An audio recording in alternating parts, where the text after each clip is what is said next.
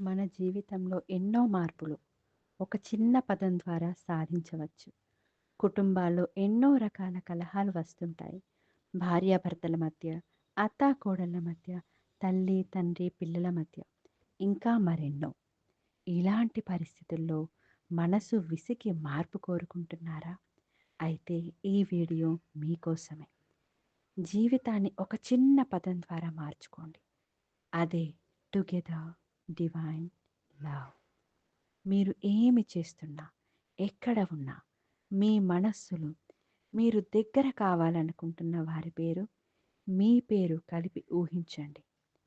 అప్పుడు ఆ పేరుతో పాటు ఈ పదాన్ని మనసారా జపించండి. Together divine love. Together divine love.